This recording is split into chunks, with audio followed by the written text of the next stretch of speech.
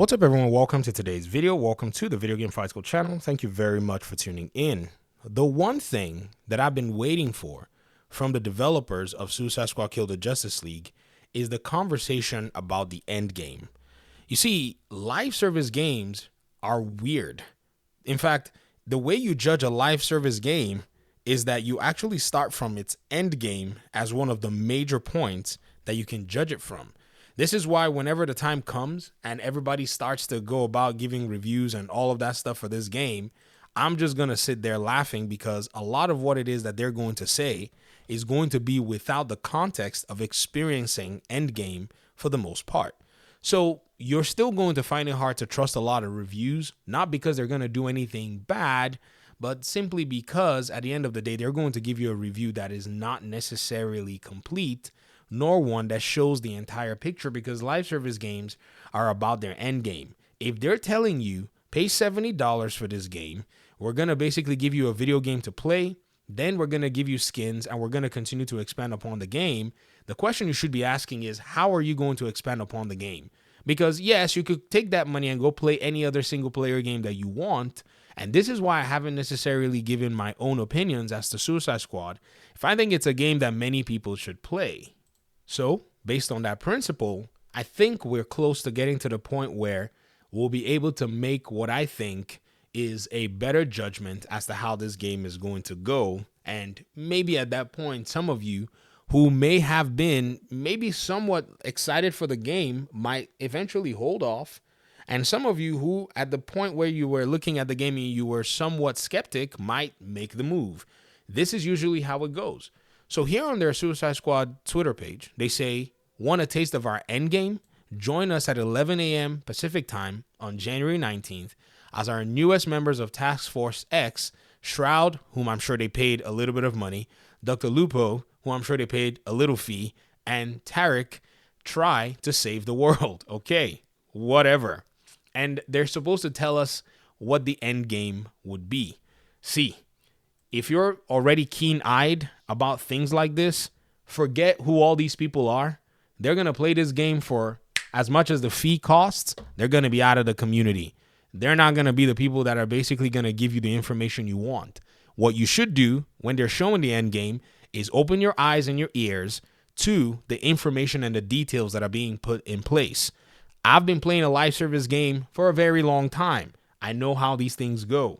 You want to make sure that you pay attention for the things that you're looking for. If your questions are not answered, don't assume that they've been answered or will be answered. This is where you make the decision whether or not you're going to buy Suicide Squad Kill the Justice League or not. For those of you who may or may not know, I've been playing Tom Clancy's The Division for a very long time. I've played the game, the first game, even the second game. And I can tell you, this is my Division channel, by the way. I have a whole channel dedicated to this whole thing. And I can tell you that with a high level of confidence, when devs are telling you about Endgame, for the most part, Endgame is not necessarily the strongest portion of the game when it launches, unless there are extenuating circumstances, which I think, honestly, I think Suicide Squad might be able to check that box off. Not because, I'm saying it's Rocksteady or whatever, but just because they had to delay the game at the first unveiling that they did pretty much last year. Because if you think about it, when the game first got this huge negative pushback, I think what the developers did was go back and go expand upon what it is they were going to deliver or their offerings for year one in terms of their live service and in terms of their end game. And now they're ready to basically go ahead and show it. So the hype is something that I say, maybe take time, temper your expectations. Don't just jump into hype, but use your eyes and your ears if you're not in the position that most of us are in. Some of us, we don't need this end game video. We're already going to be playing the game, already going to buy the game. Does that make sense? We are well informed, well aware, and without doubt as to the nature of what we want to do with the Suicide Squad game.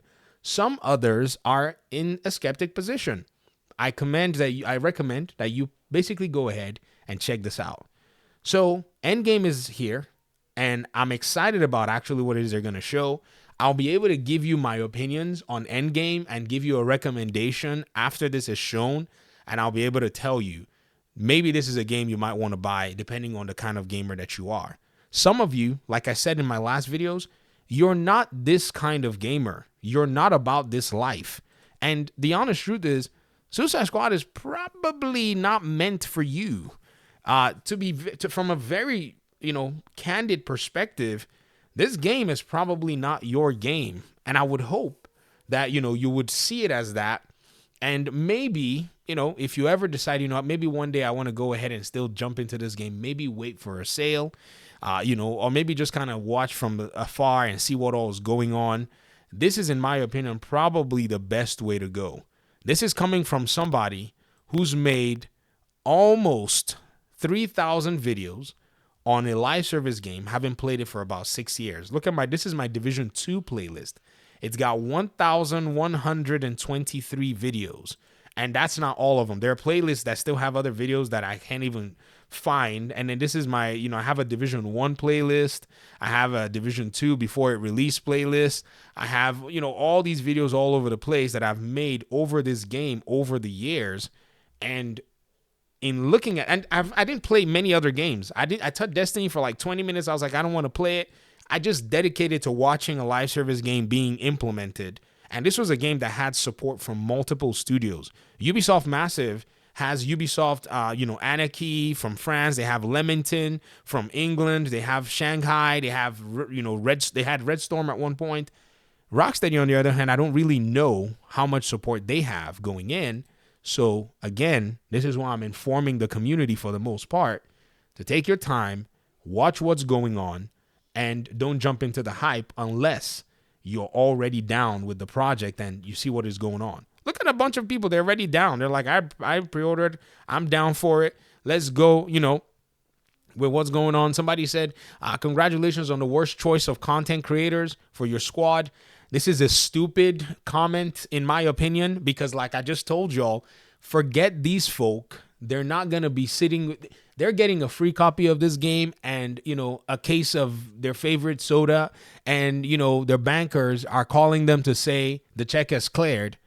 You, on the other hand, you're spending money. So you would approach this very differently. So thanks for watching the video. Appreciate you guys so much. Peace out.